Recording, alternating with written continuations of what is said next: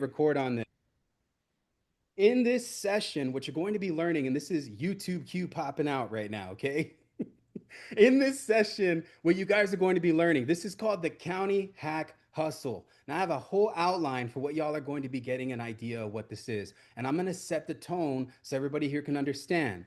A lot of you that are joining this coaching call today, and this is something that can work in any market, any state, at any experience level, whether you're brand new in the business and this is your first call, or you've been doing deals consistently and maybe you have a portfolio of properties. I don't know how you operate. A lot of you guys do this business, what I would call the normal way, which is where you start from buying properties and then somehow you learned about wholesaling. But some of you guys also started wholesaling and then you learned about buying properties. It's all the same. But the big idea that I want to talk about here is not about how you take down deals, but about how you find them. You see, guys, I have this thing that I do when I go fishing, man, is sometimes I'll test the bait. And when I'm on my boat, I can catch better fish because I can go to specific parts of the water, right? I'm not at mercy to being on the pier tossing something out there and praying to God that I catch something. If I'm being real, what I've come to realize is that as I progressed in business and I've learned a few things, I felt like I went but backwards completely. And what am I saying, right? What am I saying? I started out doing it the right way. And then I got somewhere along the line around 2017, 2018, 2019. And maybe some of y'all can attest to this. Who here has been in the business 5 years or more? Drop a one in the comments. God bless you. It's amazing that you're here. For you guys that have been in this business for as long as I have, then you've seen the changes in the market. What is it? What is the main thing that everybody tries to do? They try to figure out a way to make the business easier than it needs to be. And we rely on these things. They're called softwares, they're called systems, there's pricings that increase, there's subscriptions that come out. And the reality is that when you get data from these sources, and this is something that I think that anybody here can attest to, who here has pulled a list from PropStream, from Deal Machine, from Batch Leads, and you gave the person a call and they already sold the property? Come on, I got to be talking to somebody here, right? Who here has dealt with that problem before? You call the lead and they say, "Oh man, I sold that thing 3 months ago." Q, you, got, you should have called me sooner, right? Oh, hey man, I'm not even in foreclosure. Where did you find that information, right? Come on, man. Or, dude, you got the wrong number. I think a lot of us get that one, right? I don't know who you're calling or what you're talking about, but whatever you're getting your source from, it's not working. You see, a lot of the times, guys, these data points, they only get renewed every single year, if that, sometimes every 2 to 3 years. And a lot of the times when you access these data points, man, who here has had this problem? Now, this would be for somebody who's doing it on a little bit scalable level, right? Who here's gotten the same list that someone else got, and it kind of seemed like that person was calling the same person? They say, "Oh man, I actually got about 4 calls from people just like you today, and I don't know why, but we're not trying to sell our house, so your information's outdated." So now you realize that other people are fishing in the same pond, right? That's the thing. Now, as cool as these softwares can be, a lot of times they have third-party filters, meaning that they give you the opportunity, if you can and if you will. Mark and Alex, as you guys are here, if y'all can let people in, I'd really appreciate that. And then Alex, if you can, in the WhatsApp chat, send me over the presentation so we can get visuals on what we're talking about. But this is the thing that I've come to find out is that even public platforms like Realtor.com, Zillow.com, Foreclosure.com, Auction.com, they all have outdated data. They all share the same portal of information that just so happens to be absolutely incorrect. Can we get a one in the comments if we've all felt this before? Like, are we feeling this now? Like, I know that I'm not talking to some random people who haven't experienced this. Anybody who's been in the business for even the last 12 months can attest to this fact that it seems like it's saturated at this point, right? Can we get like can we get an agreement on that? I feel that sometimes as I download these lists from the internet, it's like everybody's going after this list. And it's like, man, at what point am I going to break something and actually have a breakthrough in my business where I'm finding leads consistently like everybody else was? You see, in 2017, I think we were one of the first companies to start utilizing dialers. And I remember I bought 20 seats and I paid a call center in the Philippines to call leads for me consistently. And what they did was is we just pulled lists from anything and we just called all of them because nobody had information like that and nobody had it at scale, right? And so, 2017, I felt like the dialers were born, and then everybody started sending text messages after that. Then everybody was sending email blasts on companies like Mailchimp, and it was like you had to spend $5,000, $6,000 to warehouse all your emails inside of Mailchimp, and they're gonna charge you every single time you send an email. Next thing you know, what was at one point almost free, and when I'm saying free, I mean like, dude, I mean, I'm gonna break the water on this. I mean, it was literally free. I could go downtown and pull all of my lists and I could get exactly what I needed. And I didn't have to freaking go and find some software. When I first started, there was no software. And if there was software, it was absolute cheeks, bro. Like it was not the best thing that you could invest your money into. And I think, like a lot of you guys, I've spent hundreds, if not thousands of dollars on software every single year that takes away from my overhead, that I'm sorry, that takes away from the amount of money that I can profit, that adds on to my overhead, that puts me in what I feel a standstill, where it's like I can't even operate my business because I don't even have the money to maintain the overhead.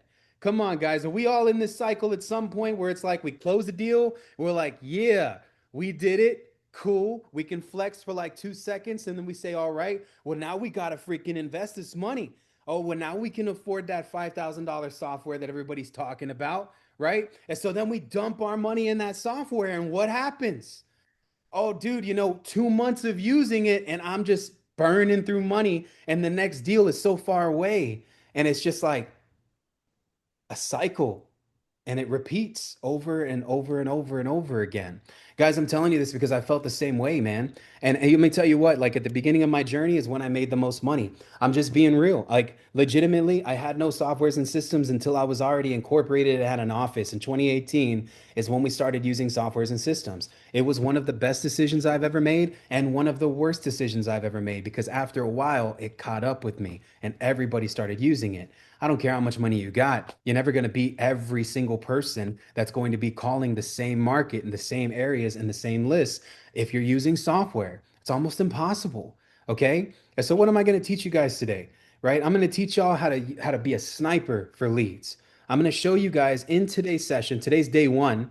I'm going to show you what these things are, where you can find these places. I'm going to give away so much stuff. It's going to be like ridiculous. Also, at the end of this challenge that we're going to be doing, I'm also going to be giving you guys a whole bunch of stuff. Okay, so this is a 3 day thing, which means that day one, day two, and day three, you guys are going to be involved with me, and I'm going to give y'all homework to do every single day. Anybody who does the homework for all 3 days, you get to enter into a giveaway where I'm going to be giving away Jarvis Elite Lifetime for free. For free. Well, it's $1 a month, but come on, I think anybody can afford $1 a month. I'm going to be giving away Jarvis Elite Lifetime for free. That's one. Two, I'm also going to be giving away 2.3 million cash buyers that I've stored in my database for the last 13 years that I've been doing this business in all 50 states. I mean, I'm talking you could probably sell a deal in Hawaii if you wanted, even Alaska. All right, so that's number two. And then number three, I'm going to be giving away lifetime access on the elite level to my school community, which means that you're going to get one-on-one coaching with your boy. For 4 weeks straight, I will coach you and I will mentor you, and it's going to be a lot of fun. Okay. Now, guys, this is three things that I'm going to be giving away. The only way that y'all can be involved is if I see you every single day. Now, I only say this not to call it out, but because I speak truth. And if it affects you, if it ruffles your feathers, if it makes you angry in any certain type of way, then I'm just offending you with truth. And I'll always stand on business when it comes to my truth, man. But typically by day two and day three, about maybe 30% of y'all are actually going to stay. That's the reality of it. Now, I pray that the Lord would call you to prove me wrong, that the Lord would call you to show up every single day that I am doing this challenge. Because I promise you, you will be rewarded either in knowledge or in what I'm giving at the end of this call. All right. So, for everybody in here that is a part of this community that wants to learn, that wants to be involved, and wants to do this, I hope that I see you every single day. Okay, so make the arrangements because we're going live for a few hours from 12 to like 1 or 2. I got to go pick up this diamond cut ring that I got for my wife. It's a literal diamond that's like cut like a heart, like that.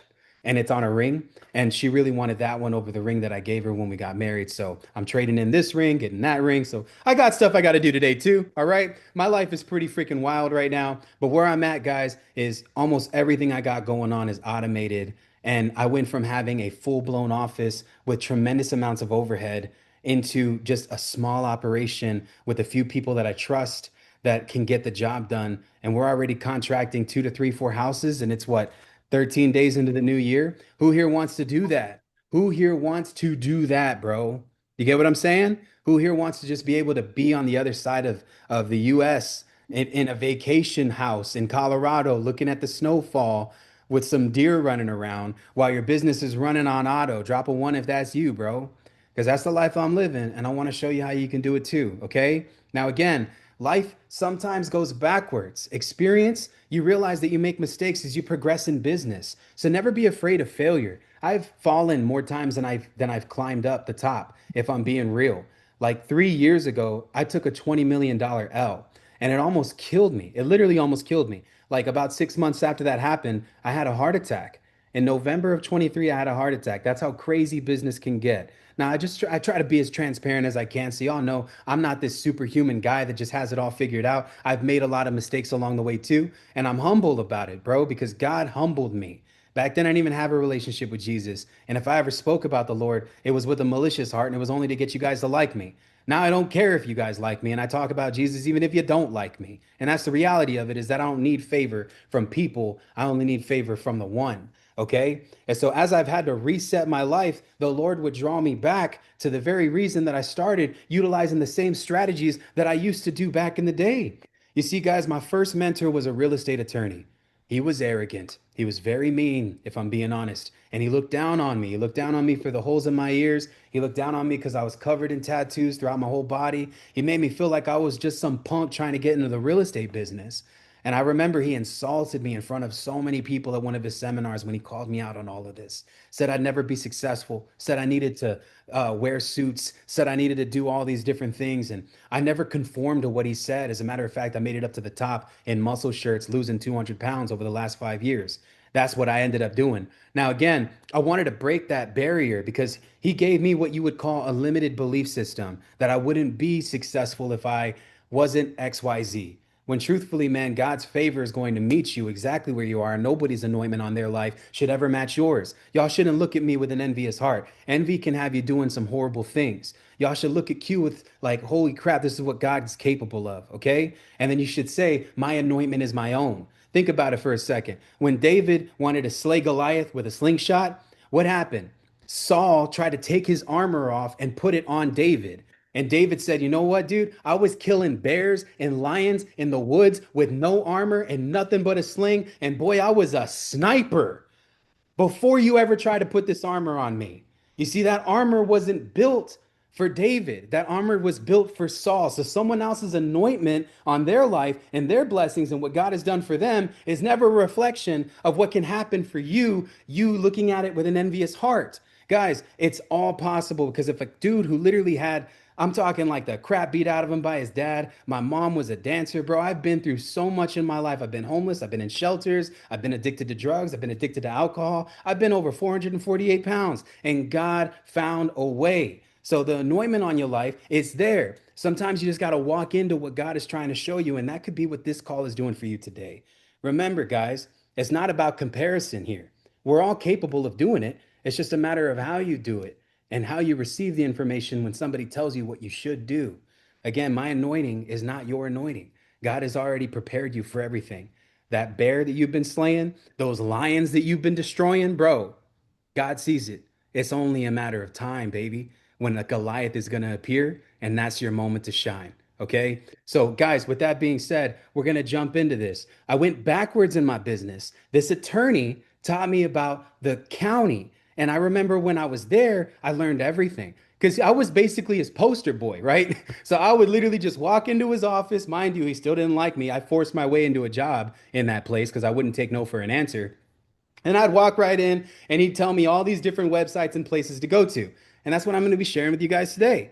Okay. And so we're going to go over this. Now, as I progress in my business, again, it's like I had to go backwards to be thrusted forward. And that's what's so crazy is that this entire time, the main thing that had been failing me in my business was the same thing that I needed to let go of and learn something entirely different to propel me into the place that I've always wanted to be.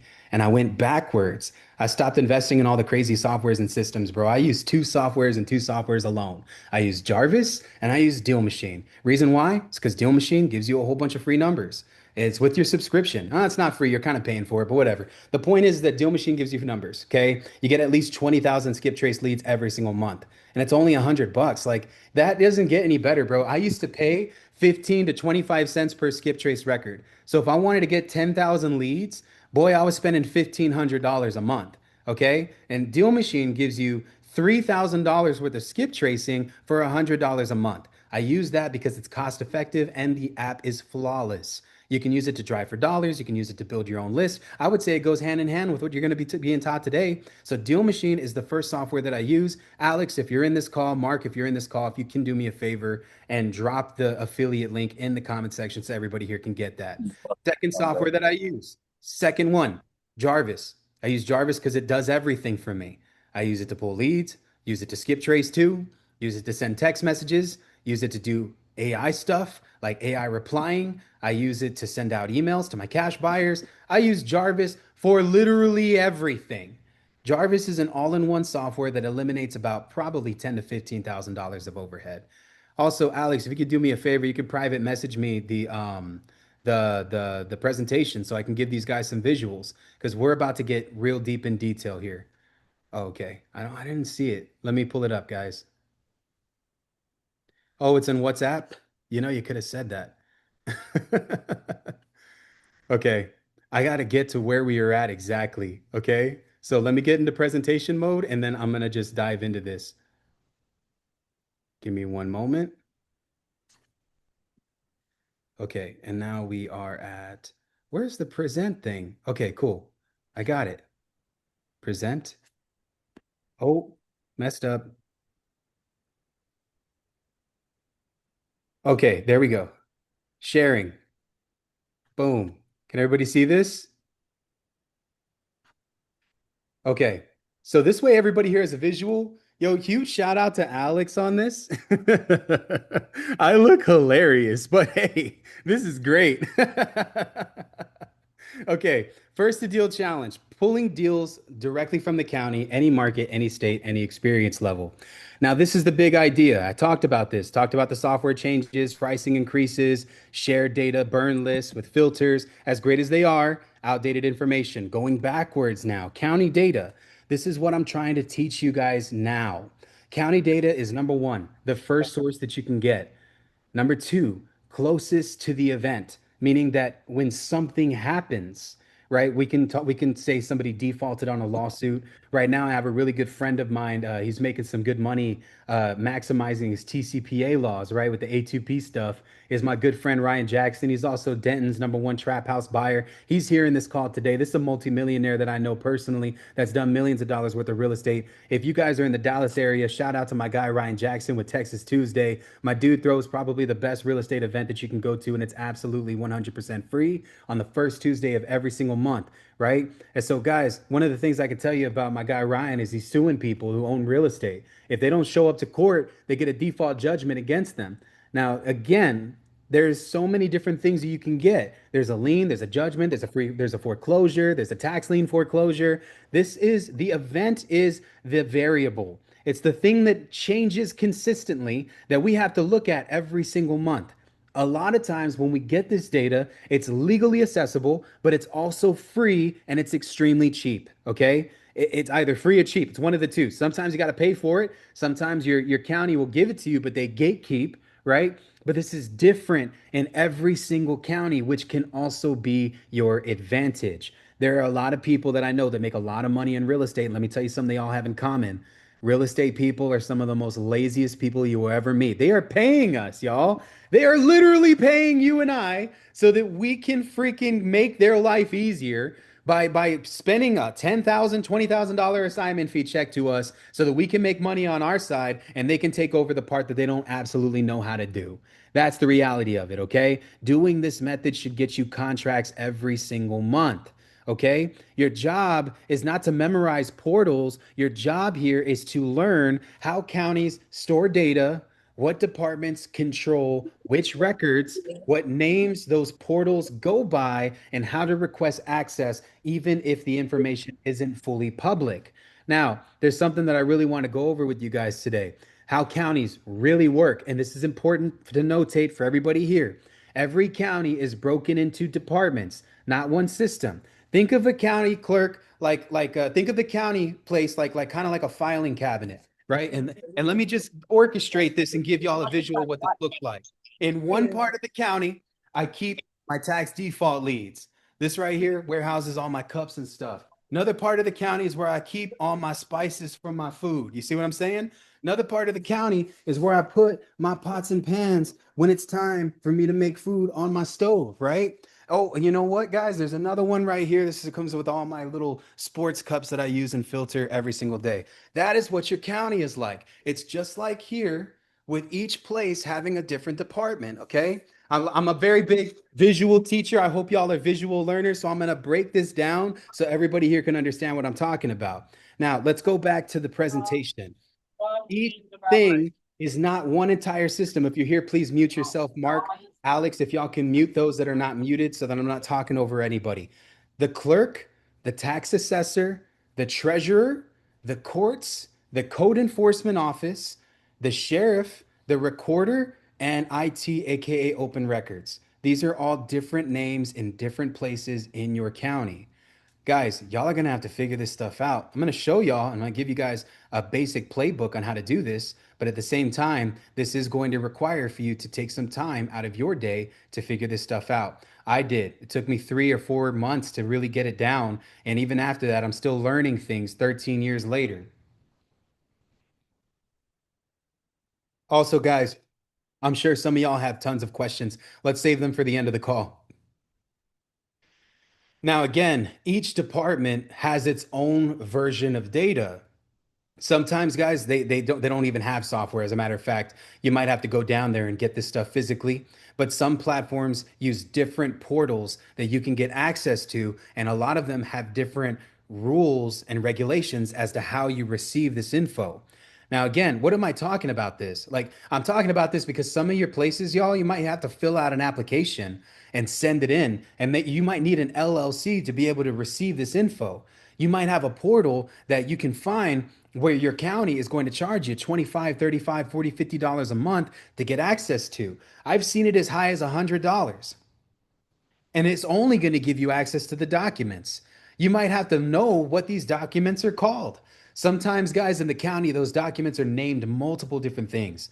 A foreclosure isn't always called a foreclosure. Sometimes it's called foreclosure, pre-foreclosure, substitute point of trustee. Sometimes it's called notice. Sometimes it's called notice of sale, notice of foreclosure, notice of substitute point of trustee. There's so many different words for just what a pre-foreclosure is. It's imperative that you start studying these things and learning what different real estate terminology could be when you start going through and funneling through these pages, looking at different documents.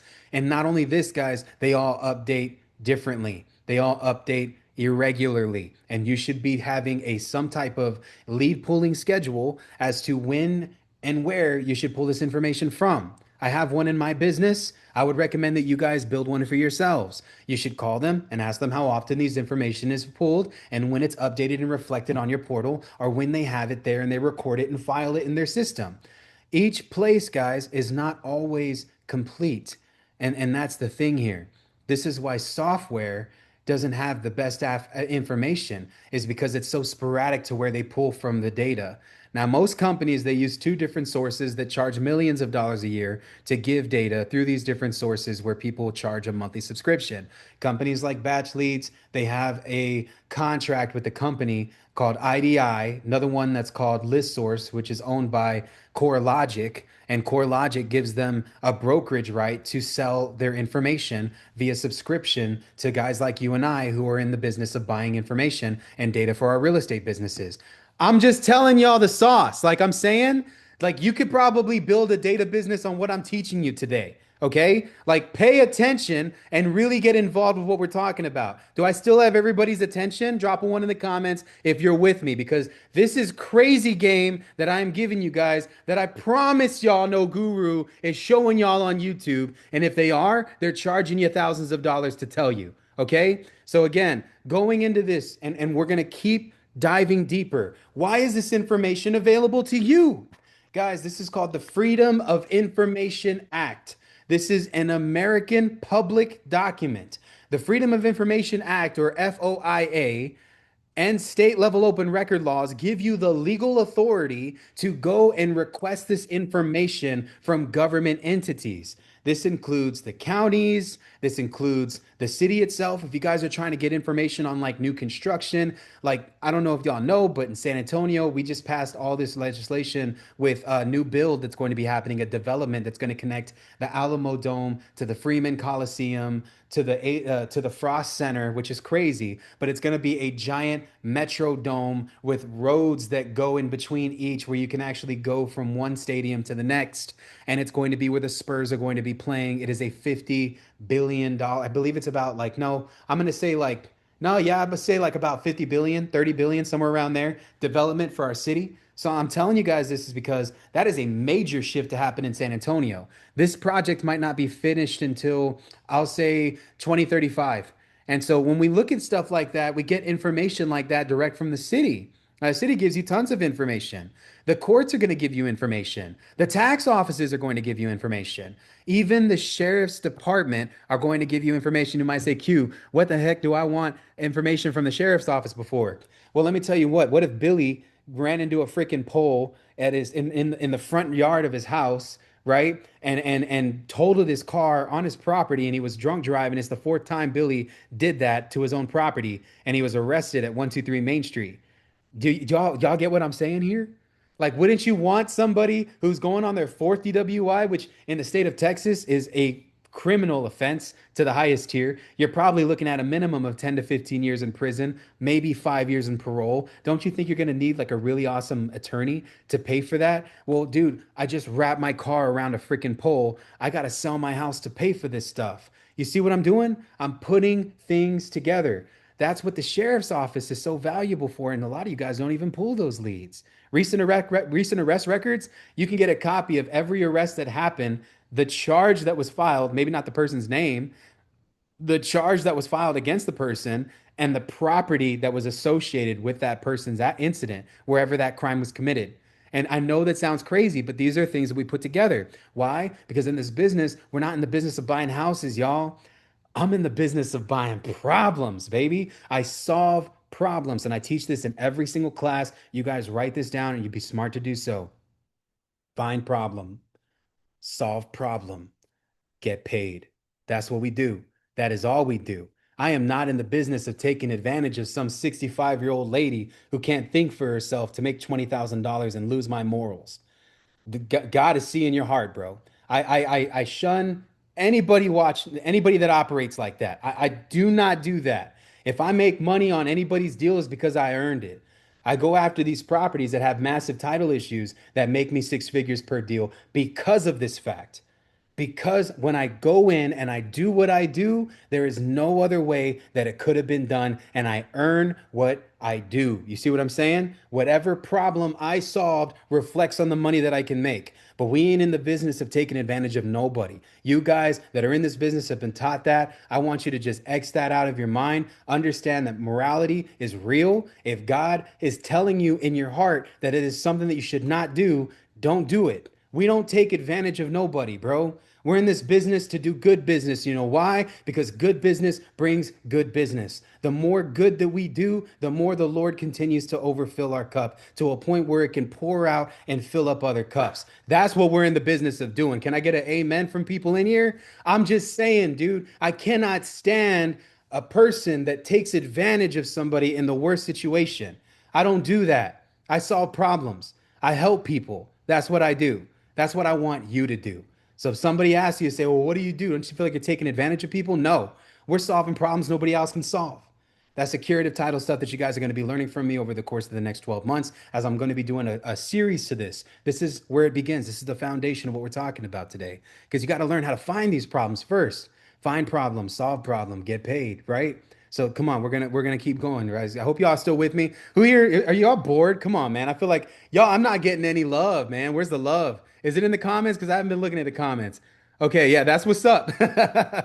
Code enforcement and then the fire marshal's office, very self-explanatory. Code enforcement leads, guys, you can get them, and a lot of it's code violation. Fire marshal's office, you can get fire damaged homes. You can even get water damaged homes. There's a lot, right? Now, what does this mean? The Freedom of Information Act does not mean that you could just go and get the info, okay? But it's something that you want to print out and take with you, okay? It's something you want to print out and take with you.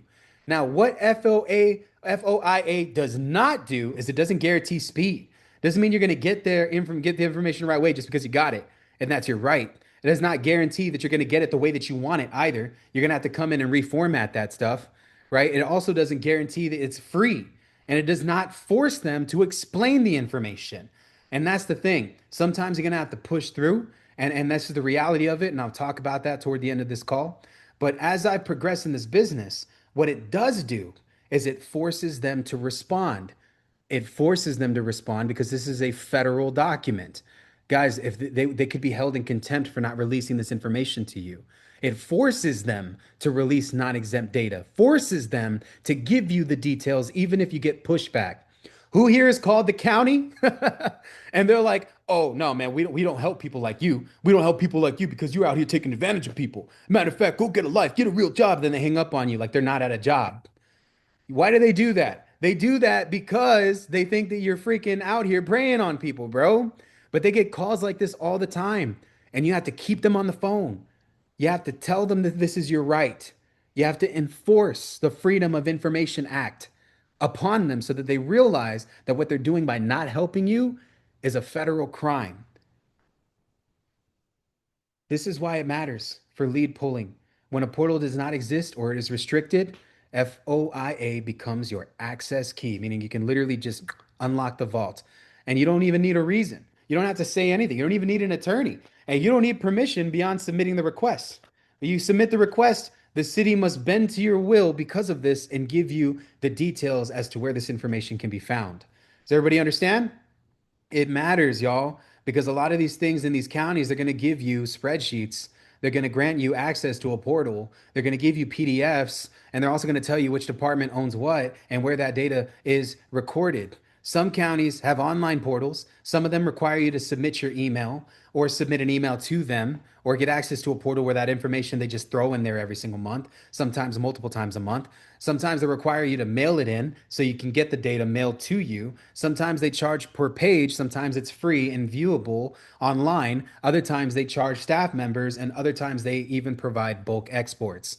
You're going to learn about this today, and we're going to really dive into this, y'all. I still got about 45 to 30 minutes of game. I hope I'm not boring you guys and that we're in here. And Alex, Mark, please pay attention, y'all. I don't want to keep stopping what I'm doing to let people in. Don't let me keep saying that, okay? So we're getting people that are trying to join. I don't want to stop what I'm doing. So again, the tips for county. Always ask for electronic format if it is available, preferably CSV or Excel. Tips for this. You want records from the most recent filings of 30 to 90 days. If denied, you can ask what department maintains this data because it's there. That response alone is going to keep you pushing to the next place. Okay? Now, guys, in today's session, what I'm going to do is I'm going to talk about 5 to 6 different places where you can pull this information. And I'm going to start with the number 1 to the number 2, number 3, number 4. There's no specific way to do this. You don't have to do this in order. For everybody that's in here, I'll even give you a checklist if you decide to join the community at the end of the call. There's a lot of really cool stuff that I plan on giving to you guys today, but this is very valuable info for anybody here. Now, the county clerk system, and again, I'm going to show you this by doing this, all right? Not just in here. The lead source, this is the number 1 county, in my opinion. Number 1, county clerk is going to have everything that you need. What is the county clerk? The county clerk is the very system that is required for documents to be made public record. So if you bought a house, you're going to get a general warranty deed that gets recorded, and you're going to get a deed of trust if you borrowed money to buy the property. We secure our interests in 123 Main Street by filing this information. Your mortgage company could file it for you. Assignments of these things can be filed on behalf of anybody who's in power to these pieces of real estate. Liens, debt that's associated with property, list pendants, active real estate, associated lawsuits, judgments when somebody loses a suit and that money gets tossed on them, UCC filings. I'll go into that a little bit later, and foreclosure filings, which are often public record in almost any county that you can find. I love going after foreclosures, bro. Right now, guys, and I'll probably talk about this on a whole nother call, but subject to is one of the best things you can freaking learn how to do in 2026. Reason why is just there's a lot of people losing their properties. Inflation is still a big deal. Interest rates were just announced this, I believe, literally within the last 3 or 5 days that they dropped. National appreciation right now for real estate is anywhere between 15 to 25%. Guys, when I bought this house back in freaking 2020, I remember I paid 270 for it. My house is worth almost $600,000 now. It's freaking ridiculous. We've never seen this level of inflation ever in our entire American birth of stuff that we've been doing. Okay, so like this is a crazy time to learn creative finance and subject to. I probably do some cool deep dive stuff on it. I do a lot of subject to in my business, and I wholesale a lot of subject to because I primarily focus on pre-foreclosure leads. Now, going into this, guys, the county clerk is so powerful. It shows the ownership changes, it shows debt being recorded, it shows lawsuits, pre-foreclosures, estate transfers, divorces, even when people file divorces, right? This is straight raw motivation. And a lot of times this stuff is public info, y'all. You can get this data literally anywhere. This type of count, this well, you can find it from the clerk. This type of information that you can get, you have to search in your area. County clerk public records, official record search, land records, document search, recorder of deeds. I'm giving you guys this. Screenshot this if you can. This is how you're going to find it. Now I'm going to show y'all real quick what it even looks like.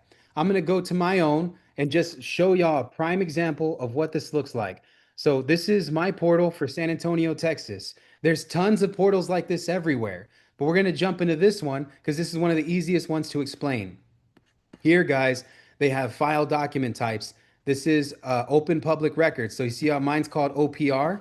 We can get affidavits. We can get judgments, child support liens.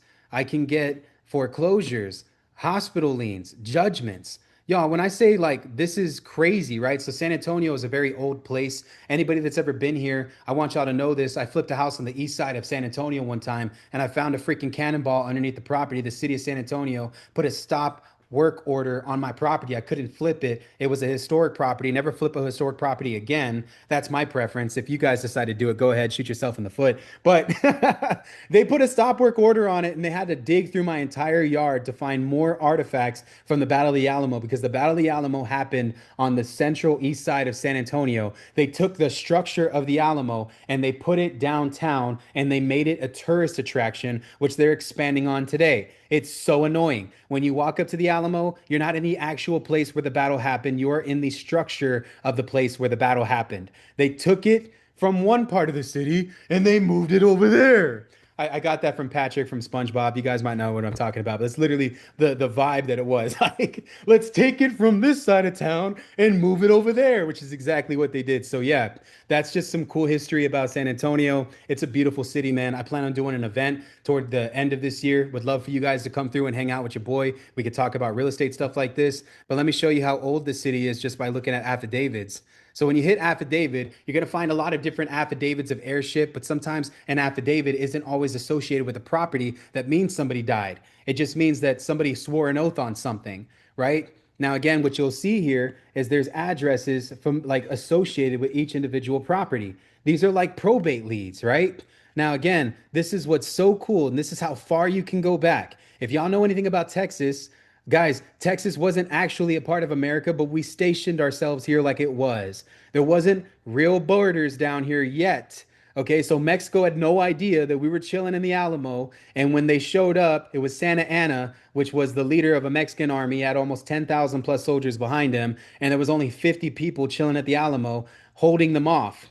Now, these 50 people made it seem like there was thousands in that place. So there was a standstill for 5 days before they rushed them at like 4 a.m. and a bunch of famous people died. I think it was David Crockett, Davy Bowie, a lot of different people, right? And there was only 50. So like again, it was an absolute slaughter. They totally got pwned in every single way. Now, what's cool about this is that people have been filing in Bexar County, which again, somebody wanted to call it Bear County, but they were hardcore Mexican American, and it's pronounced wrong. They put an X in there, and that's where that comes from. You guys can quote me on this and look it up. Okay, is that a Mexican misspelled the word bear, and now that's what we are, Bexar County, which is really Bear County. Check this out. So we're going to go from recorded date. This is the oldest document that you can ever find in San Antonio, Texas, that is public record. And look at that handwriting, y'all. This is an affidavit of heirship from a deceased mom. This is Laura Allen and her estate giving these three people, her sons and daughters, Alex, LW, and Leonardo. And it looks like a Laura as well, who could be junior, ownership of a property. You see where it says the state of Texas? Boy, I was at the state of Texas in 1803 when we didn't even own it in 1803. You get what I'm saying? Notary public used to just be a signature and it was written in cursive underneath it. What you guys are looking at is history.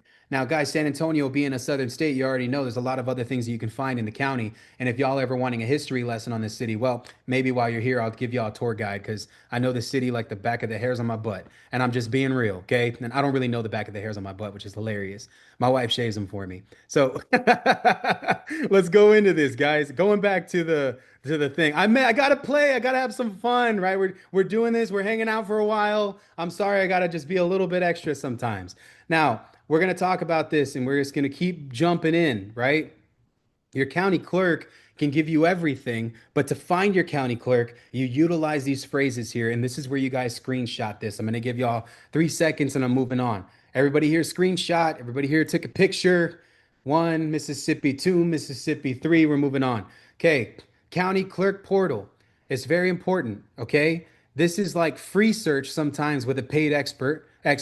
Sometimes you can get a paid subscription. Sometimes they're PDFs and you can get that and download it and it's free. And other times, y'all, there's no portal at all. If there's no portal, you guys are gonna have to actually physically go down there. Again, it's still your right to have that info, but I would recommend that you print out your right, the Freedom of Information Act, and take it with you and use it to enforce what it is that you're asking for. You want to ask for specific public terminals that they may give you only to select few people who pay, which could be a few $100, maybe less, maybe 50.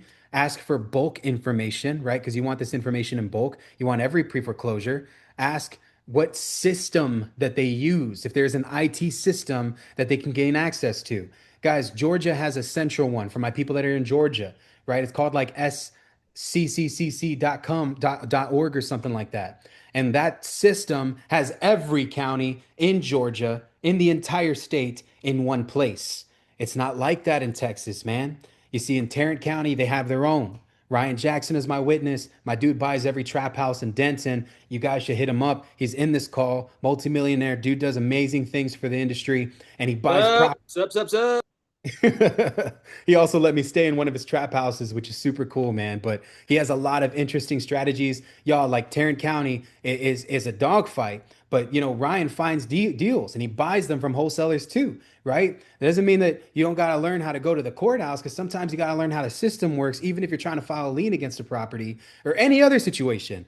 It's important that you guys know this stuff because it benefits your buyers too that you know this stuff. Okay. You want to find these types of properties to sell them to guys like Ryan in this call. It's imperative that you understand this. The better that you get at doing this, the easier that it's going to be to find deals for people, especially your buyers, man. And I'm already opening up shop in Tarrant County. We launch that campaign next week.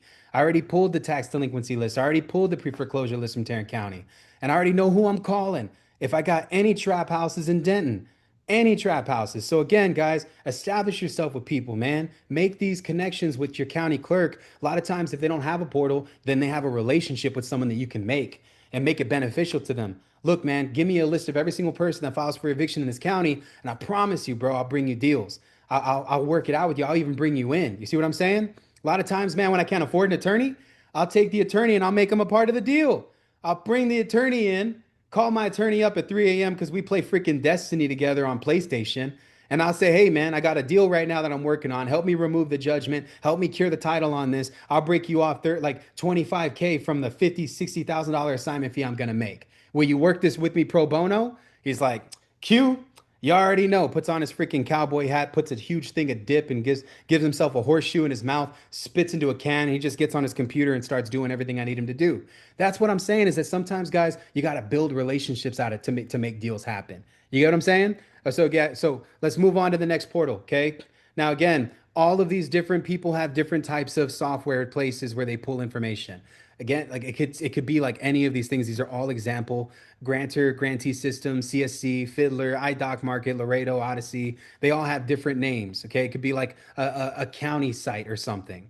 Now, when you pull these leads, you want to focus on these ones specifically: list pendants, notice of default, judgment liens, estate filings, divorce filings. You want to pull these fields: grantor, grantee, property address, mailing address, filing date, and document type.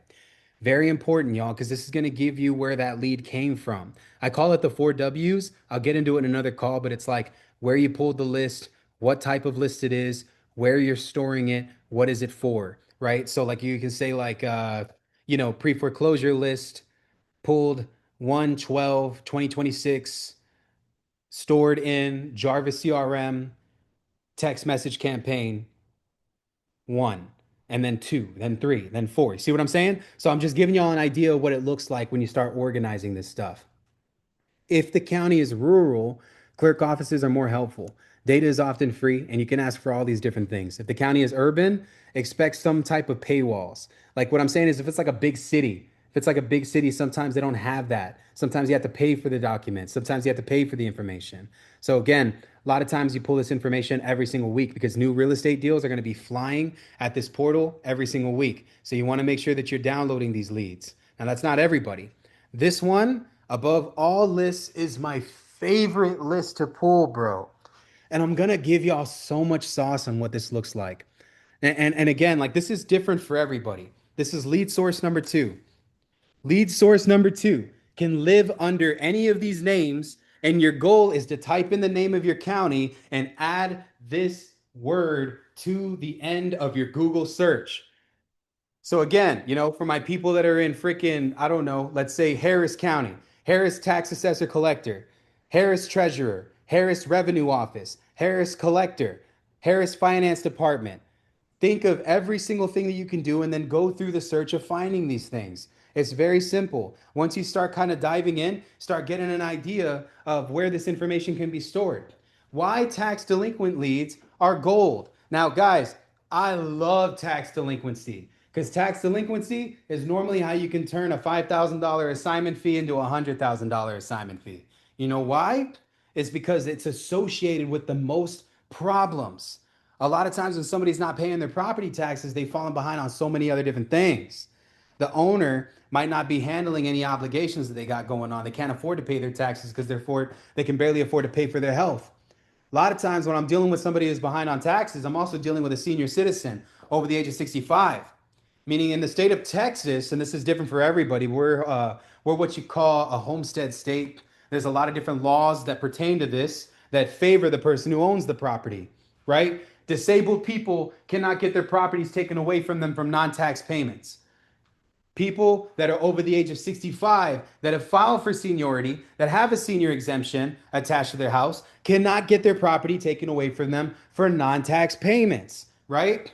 And so again, what we're seeing is that somebody turns a specific age, has a specific thing going on, has some type of health issue. And if you know anything about what I teach and the time frames and when I'm teaching it, is I always say that each problem property that we have focuses on five different things: death, divorce, debt, distress, and I forgot the fifth one, man, but I always forget. My guy too knows because I preach it every time. You see what I'm saying? But it's death, debt, divorce, distress, and then I forgot the last one. No, it's not delinquent. It's not delinquent. You almost got it. It's not like disease. Yes, disease, meaning that there's a sickness, disease. Thank you guys, man. I love y'all. Y'all pay attention. If this is your first time at the event, drop a one. I want to see who's the first time meeting me. And if this is your returning time with Q, drop a two. I'm just wondering, like if you've been in here, bro, drop a two. Like it makes me happy to see that. And I appreciate you guys, man. And for y'all that are new in here, again, like we're giving away gold right now. Now, again, if somebody's over the age of 65, there's just a lot of different reasons that someone's going to want to sell the property. And also, I'd say 7 times out of 10, the owner that we're looking for is deceased. So that person's dead. And that's why those taxes keep piling up because when Billy passed away, Joe and Paul were like, "Hey, let's just move into it and stop paying for it. It's a free house." They don't even know how to do any of the taxes. They don't even know how to do any of the ownership transfer. Billy passed away without a will, so the property is just lingering in an estate. They try to figure out a way to get ownership of it. Oh, we took care of Billy while he was sick, so this property goes to us because that's what we think, but they don't know. And so there's a lot of things that are debilitating with the issues in regards to the property, right? Often there's somebody that owns it that doesn't live in it, or maybe the person who owns it is dead. Maybe the property has been inherited, or sometimes the house is just vacant, right? Or there could just be emotional detachment, right? Meaning like I don't really care about it, bro, and I stopped paying for it years ago, so I don't know what I'm gonna do. Eventually, these things they lead to a tax lien foreclosure. Now that's worst case scenario. That means the city takes the property and auctions it off. Whoever buys the property buys it with all the title issues. So they have to go in and they have to start fixing these things. Okay. So, like, the tax foreclosure is on the first Tuesday of every month in Texas. The auction might be different where you guys are from. It might not be the first Tuesday of every single month. It might be an entirely different time frame. But for us, we do call it Texas Tuesday. You know what I'm saying? So like every first Tuesday of the month, we go out there and we look at the auction. We say what's up to everybody. I know almost everybody that buys at the auction in San Antonio. They all know me, right? So Hey, you quick guys shout out for the Texas Tuesday Dallas Fort Worth Real Estate Mastermind at Texas Tuesday DFW Real Estate Mastermind TTDFW See you there first Tuesday. Fort Worth, Texas Hyenas Comedy Club. Thank you. You guys make sure that y'all reach out to Ryan directly if you're in Dallas or surrounding areas because it's worth Hashtag going I to. buy trap houses. You'll find me. And dude, his videos are great. His Instagram is freaking entertaining. Hopefully, my guy gets his show on the freaking TV and it blows up, dude. I've always just my dude has shown me love for years, so that's why I've been really showering my guy with love this whole time because the whole world could go against me. Ryan would still be on my side, man. Like that's just a true friend. So, and you don't find that a lot in business, bro. You really don't. Now, these are the phrases that you need to search. Delinquent tax list, unpaid property tax. I want y'all to screenshot this real fast. Screenshot this because this is important. These phrases that I'm giving you are giving you the idea of where to search because that's going to be a part of your homework. I'm not going to do the work for you. I might show you an example or two, but I'm not going to do the work for you. Okay? This is for everybody here that's serious about it. I'm going to show you what has been a blessing to me, but I don't know how your county operates. Meaning it could be different. It could be different where you're at, where you're from, and how your business is conducted over there. So just kind of keep that in mind as we progress through all of this. And again, guys, I don't mean that in a malicious way. I don't mean that in an evil way. I love y'all to death. I really do. But at the same time, you got to make sure that when you're teaching people, you're not doing for them what they need to learn how to do for themselves. It's imperative that I mention that. Now, if I go into this, right, and we start really progressing through this part, I want to show y'all what that list looks like to give y'all value here as to what I do when I pull this list. So we're going to go into this real quick before I jump back into the presentation because I already pulled this list for my business. Let me pull it up real fast so I can show y'all what it looks like. Because what we have right now is the tax delinquency list for 2025. That is accurate for everybody here. So everything should be moving. I believe March is when the information is going to be even more accurate, but everybody here should be focused on pulling the tax delinquent list in their county. It's very important. Now, once you get that information in call two, I'm going to show y'all how I use AI to reformat leads that you pull from the county. I'm going to show you guys how you can configure a few things and what I like to do with my tax delinquent leads when I get them. So just real fast, I can show you all the output. This is real deal Holyfield stuff, man. This is the entire master of every house that is delinquent in taxes in San Antonio. And look at the amounts, bro. Look at the amounts that people are literally behind on taxes for. I mean, we're looking at like thousands of properties here, right? Now, I separate my data. I separate it. This is all of them. So you can see a little bit of like kind of what it looks like. But in the estate section, I separate this by just going into the county where the appraisal district is and cross-referencing that info to pull all the information of people who are currently dead that own a piece of real estate that is behind on taxes.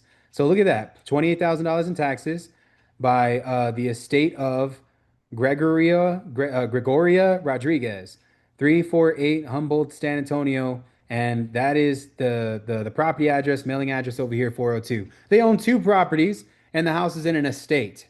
What does that show you? It's a double whammy here. You see what I'm saying? So, guys, this is one of the things that you can do with the tax delinquent list. How did I find this? Is I just had my data guy separate the estates and put them in their own category. I'm going to deep dive on this, but yeah, I can even separate by seniors, veterans, and those who are disabled.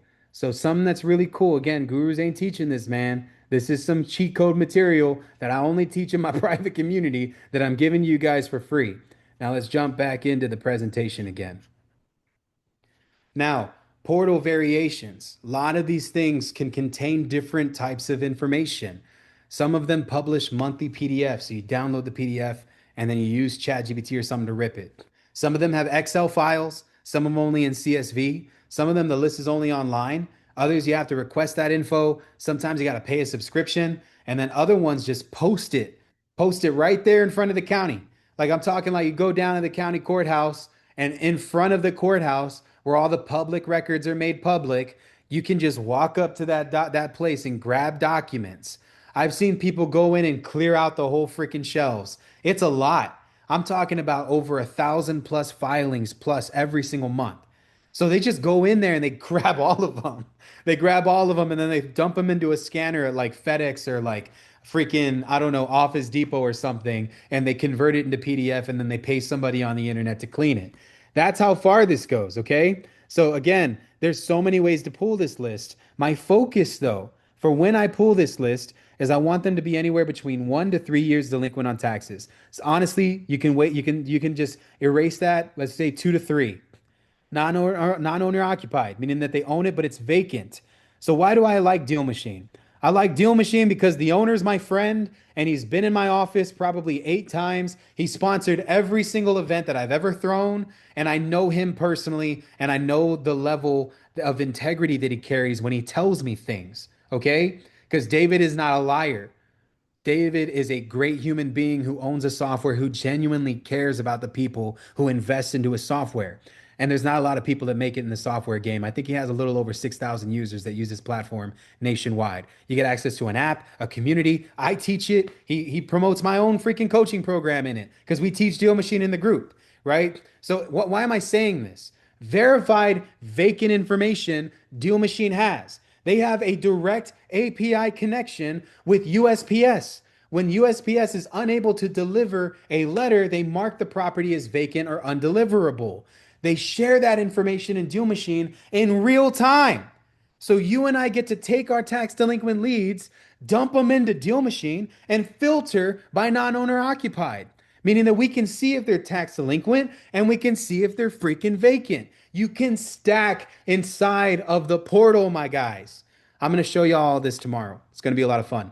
Tomorrow is going to be all about formatting data, pulling lists using AI. I'm going to show you how I organize them and how I put them and get phone numbers and how I clean them up and stack them. It's going to be a lot of fun. That's tomorrow. Okay. So, again, that's why you're going to want to be here because today I'm showing y'all the tree. Tomorrow I'm going to show y'all the fruit of what this does. And I have to say it because I love Pastor Philip Anthony Mitchell, and that's what he says. He's like, fruit. But it's true. You know what I'm saying? Like, it's fruit.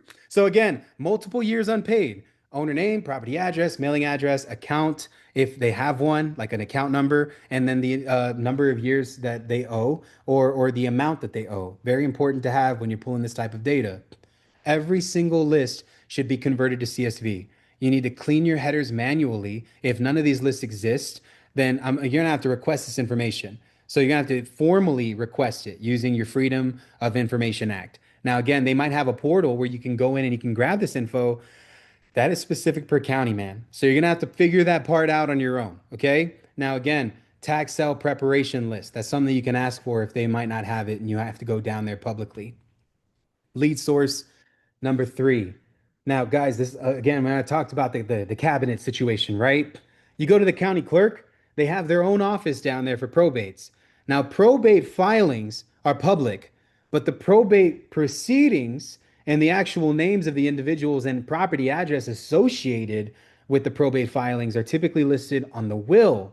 They're listed on the will and they're listed on the proceedings, which is what they're going to initiate when they actually go to probate court. Now, some of y'all might be asking me, you said, Q, what the hell is probate? Well, if anybody here has lost somebody, then they may have had to undergo this process. And a lot of times we get the bitter end of that stick because we don't know the process. And this is what's really cool about learning. And I have to brush my beard while I'm doing this, man. Y'all know I try to look fabulous for y'all. One of the things that I think that is imperative that we should all learn in this business is the terminology, but also what these processes look like. Okay. So when somebody passes away and they die, typically what somebody leaves behind is called a last will and testament. Last will and testament is very simple. It's what you want to be done with your estate at time of death. Okay. So there's a process for this. It's called probate. Now, again, sorry some of y'all have lost some people. Just lost my father a couple years ago.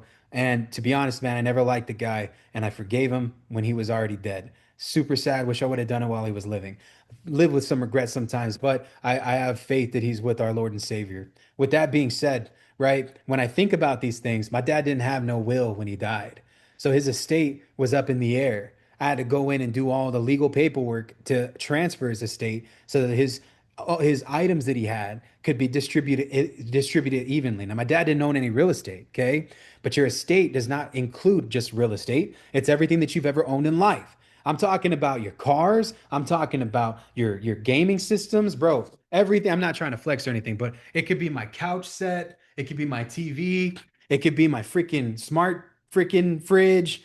All of these things, even this laptop that I'm talking about, is a part of my estate. So when I die, I get to decide how this stuff gets distributed.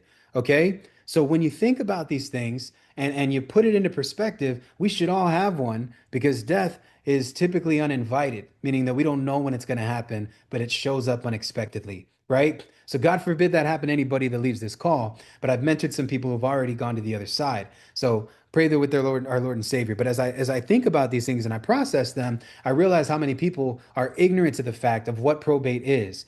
Now, again, probate is a level 10 problem for some people. Not everybody has family that they talk to, bro. I think I can attest to this, man. I'm the odd one out in my family, right? I'm the only one that's ever been a millionaire. I'm the only one that's ever decided to take the bull by the horns of life and ride that thing into the sunset to where it is that I wanted to go. So I don't know if you guys are like me or can associate with this, right? But I don't really talk to my family, bro. You know what I mean? I love my family. It doesn't mean that I hate them or anything. We just don't talk and we don't see eye to eye in a lot of things. And to protect my peace and my business and my wife and prioritize my family that I've created, right? I think it's imperative that sometimes we got to create boundaries and separation.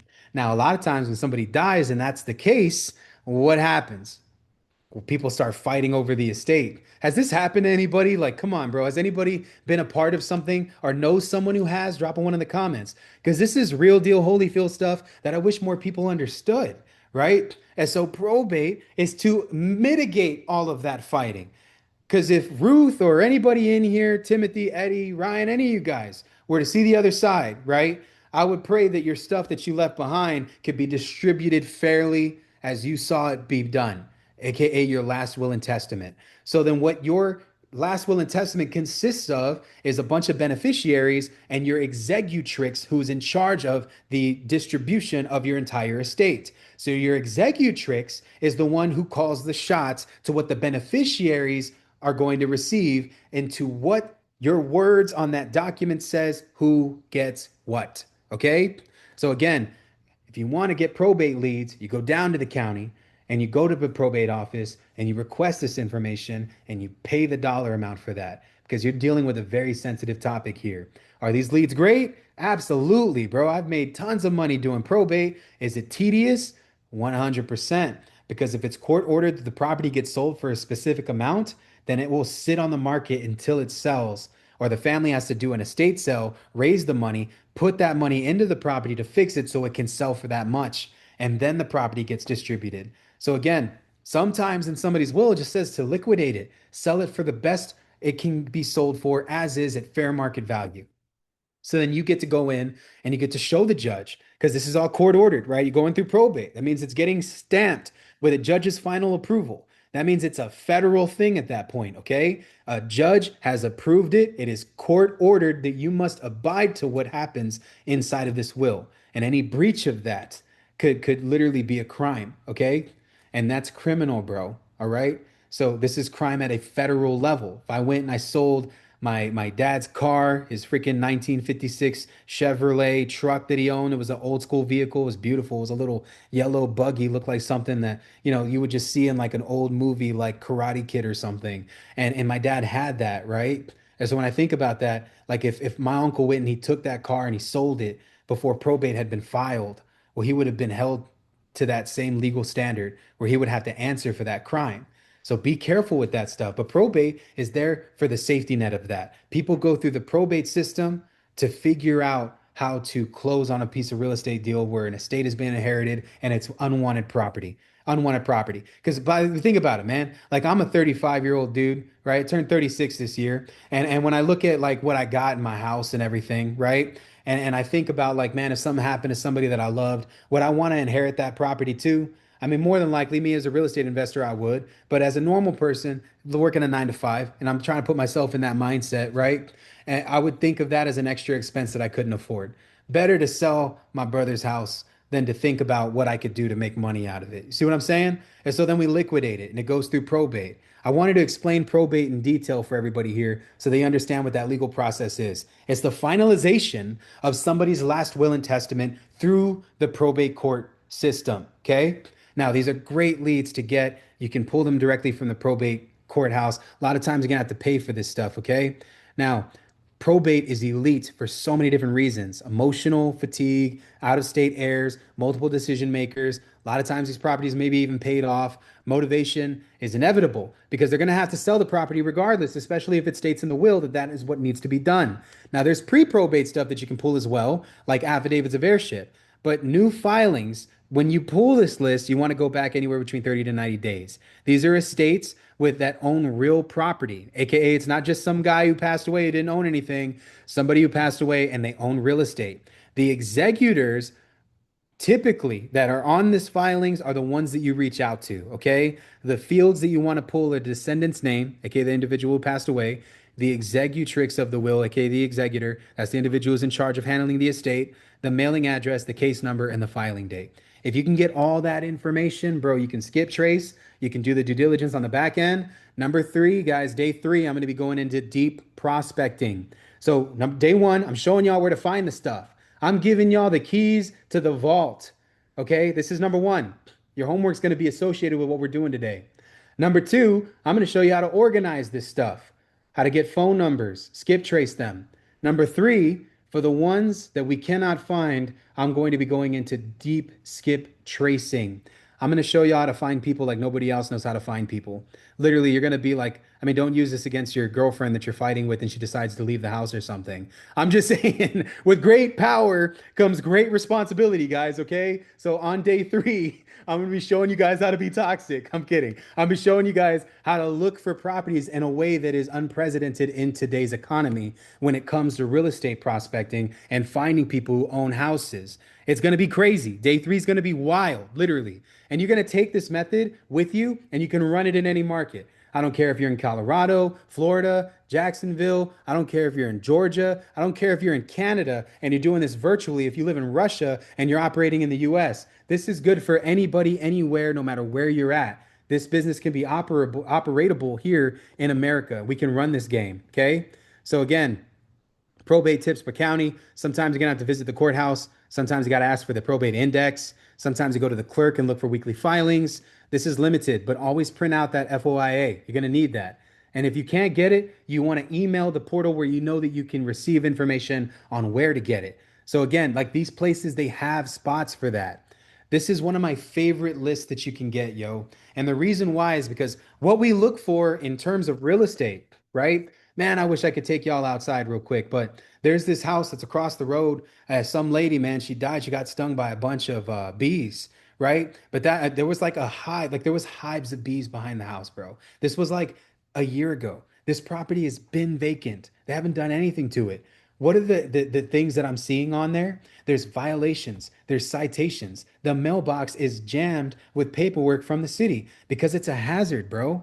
Like legitimately, I think the HOA in this neighborhood has all band together to figure out a way to clean up all those freaking beehives that are in the back. When I say beehives, bro, think of the entire ceiling of my house right here covered in beehives all the way to the front of the property. And this is 3,200 worth of living, this is 3,200 worth of square feet of living space, okay? So like love my house, but like legitimately, bro, to clean that up is crazy. That property though is a freaking hazard to anybody that lives there. And the reason why is because it hasn't been kept up with.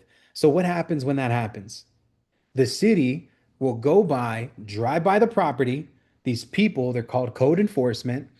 They'll mark down everything that they see. They'll say hazardous. They'll put overgrown grass. They'll put hole in the roof. They'll put broken windows. They'll put no front door. You see what I'm saying? So all of these, what are they? They're signs of distress, right? They're signs of distress. And you can request this information through open records, which is a valuable source of info. And if you're watching this, you'd be crazy to not know how to do this. Now, again, guys, you can pull code violations, arrests, and fire damaged properties. Let's go back into presentation mode. Let's go into the next slide here. Who controls these records? Code violations, code enforcement. Typically, it's like a department. They have a official building. You can literally type in open records request and the name of your county into Google. There's sometimes it's also owned and operated by the sheriff department or the police department, and the fire marshal also posts all their information there as well. If a fire is happening at a house on 123 Main Street, that'll be there. These leads convert because they show visual disruption events. This is very important. This is property damage, legal trouble, compliance pressure, financial strain. Sometimes, guys, the sellers want speed, they don't want retail. So, in an instance like this, you and I are able to go in and contact these people and put them under contract for a deep discount because there's so many issues revolving around the house. The city can put liens against the property for you not keeping up with it. That's how crazy this can get, okay? You can access this information in multiple ways. Make sure that you guys screenshot this real quick, okay? This is very important. I want y'all to screenshot all the ones where it says search phrases. Police blotter, name of your county. Fire incident reports, name of your county. Public safety records, name of your county. Code enforcement violations, name of your county. Typically, guys, and this is just to be very real with everybody, you have to actually just request this info and they'll email you a spreadsheet of all of these things, which you're going to have to clean up. Tomorrow, I'm going to be doing the data cleanup part for you guys because I already pulled this information and I'm ready to start cleaning. So I'm going to show y'all what that process looks like. Okay. Like I said, guys, I'm doing this for Tarrant County. So tomorrow I'm going to be showcasing some cool stuff for Dallas. I know some of y'all might not be there, but I at least want to show y'all what I do every single month when it comes to pulling leads, cleaning leads, organizing leads, categorizing, stacking, creating high probability opportunities. Because yo, when I send out one text message campaign to 5,000 records, we typically get 5 to 8 contracts legitimately. Guys, I just launched in Harris County. Within 3 days, we got our first contract, and I barely sent out 2,000 text messages. Alex is my witness because she freaking set up the campaign. My guy Trey is on this call, him as my witness because he's my partner that's out there negotiating this stuff. So when we think about this, guys, we put it into perspective. There's so many really awesome ways to do this business. Repeat code violations, unsafe structure notices, fire damaged properties, arrests that are tied to property addresses. All of these things have an owner name, an address, a violation type, the date that it was issued, and the status of the property. Whether it's an open violation or closed, I pull it anyway because you never know. Just because it opened it and then they closed it doesn't mean the problem's not going to repeat in the future. We got to call and find out. Okay. You can do this per county. I want you guys to think about this. If you're denied, ask for eradicated version of the information. Ask for aggregated data of the information. Ask for incident addresses only. If it's expensive, then narrow down the date range so you don't have to pull all of it. Guys, the thing about open records is that when you pull open records list, a lot of times if you don't specify a date, they're going to give you everything from the dawn of when they started collecting this info. It could be millions of records. You don't need that. You just need the first 30 to 90 days. That's it. By then, somebody would have already fixed the problem, in my opinion. So I only go back 30 to 90 days. That's it. That's the sweet spot for when you guys begin pulling this information. Lead source number five, tax lien and foreclosure filings. This is different than pre foreclosures, which you can pull from your clerk. Not every single time that you can get this. Your tax office has their own department. Remember, we're talking about cabinets, right? You open up one cabinet, it's the tax office. Well, there's three different places to store stuff in that cabinet. In this cabinet specifically, you might have to physically go down there to get a list of every single property that is going into tax lien foreclosure. I would recommend that everybody here find the auction in your area and go to it. Sometimes you have to pay. Sometimes you got to sign up. Sometimes you got to act like you got the money to buy. I did that before at the beginning. And just to get your way in, bro, because there's vendors that are there that sell this information for you and can give you information as to where you can pull this info before it gets to the auction. I love tax lien foreclosures, man. I love tax lien foreclosures because they give you so much to work with and there's so much equity.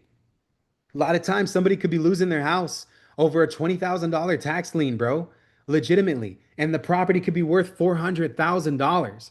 If that thing gets to the auction, that thing gonna be bidded all the way up to the top. Somebody gonna buy that property for at least 70 cents on the dollar. You and I get the opportunity to give the seller some money to curate that deal, to fix the title issues of that property, and go into the notion of solving that problem so we can get paid before they get forced this before the sale gets forced on their faces. Now again, there's strict timelines here. There's a lot of overwhelmingness that's associated with these types of properties. They have tons of equity, but a lot of times they're cash poor. That's why they let themselves go.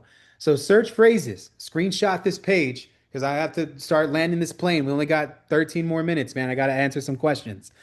Screenshot how to pull these leads. Focus on early stage filings, not auctioned yet, owner occupied, equity present.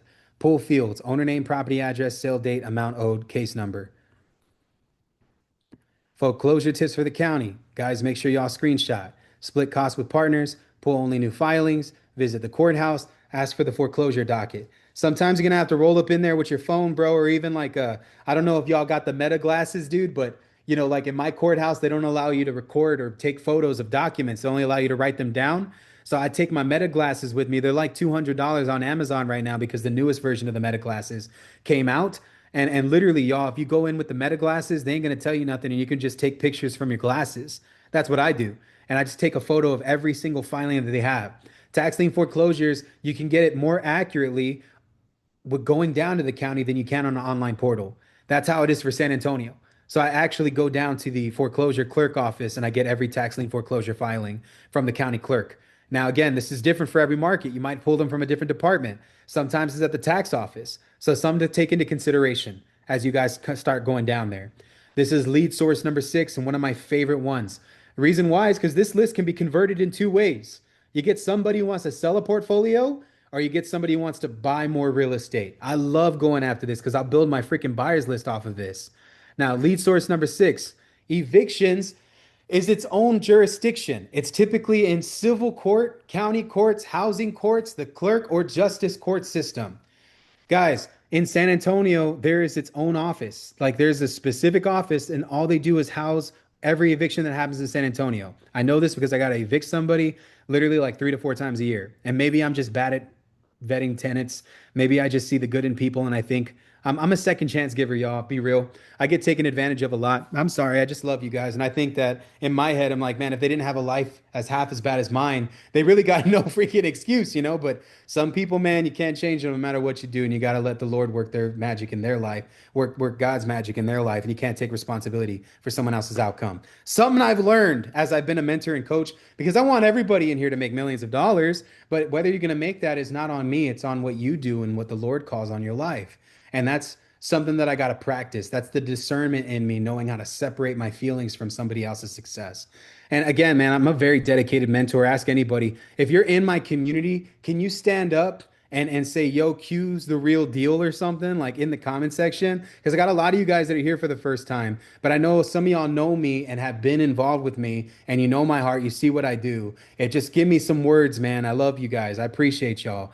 Now, the eviction data is typically in its own place. You can go down there and get a list of every eviction filing with the address associated with it. That's it. This is great because it shows financial distress. Landlord might be motivated. The owner of the property could be tired, or they might own a bunch of non-performing assets. Or lastly, they could just still be buying properties, bro. Like just because I'm calling somebody because they recently evicted someone doesn't mean that that person might not still be in the business of buying houses.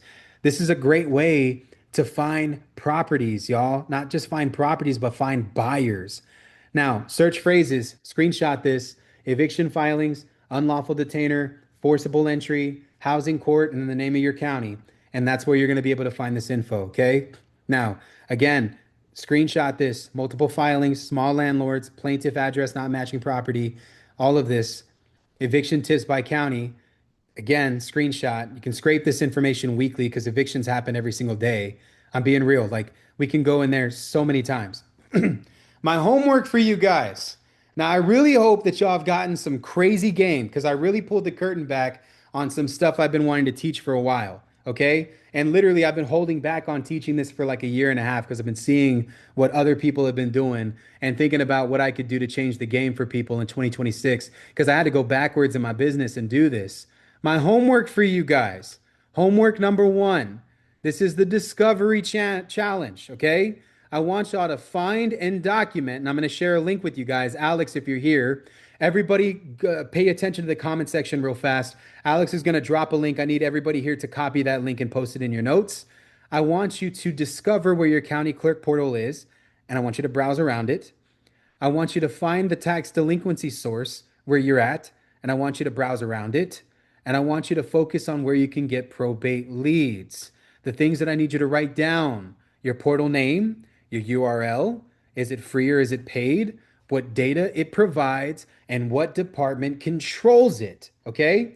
This is very important, guys. This homework needs to be done and submitted. My team will get the submission for this when you are finished. So the link that is in the comments section is for you. Okay. Now, for everybody in here, my homework for this. Oh wait, this is for second day. This is for second day. Skip, skip, skip. That's for second day. Guys, let me just unshare my screen. I don't want y'all cheating ahead, man. I know some of y'all are already screenshotting. Okay, I see how you guys work. All right, we're sending y'all the link right now. It should be in the comments section. This is where you can submit your homework. Okay. Now, again, a lot of you guys that private DM me on this call. All right, and I see you. I see what you're asking for, right? And I don't want it to not be fair because these types of calls I only have in my private community. So I wanted to spice things up a little bit while I'm doing this. And for day one, I have some things that I want to give y'all. Now, I'm not asking for $1 million, but if you got value from this, I would hope that you can afford 20 bucks.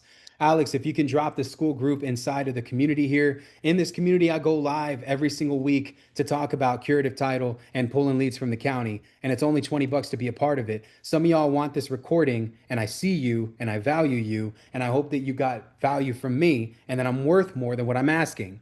Now, the reason why I don't want to just ask y'all for nothing, like, guys, I feel like I've gotten value, y'all have gotten value from me, right? I'm not just gonna give you, I'm not just gonna ask for 20 bucks, like I'm just gonna give you access to a coaching platform with a bunch of stuff in it. Now let's go even further. I'll give you the checklist that you need to access your county and all of these different places. And I made this universal for everybody. I'll also give you my hustle script. This is the county hack hustle. What you need to say when you request this information for each individual place. And I will also give you guys the playbook on how you can maximize your Freedom of Information Act rights. This is important for y'all to know what it can do for you. I'll also give y'all a copy of the Freedom Public Information Act of America so that y'all can have this and y'all can print it out and take it with you when you do your thing. So this is, again, I'm never going to do this, y'all. Like, this is just only people that are in my community are going to be able to see this.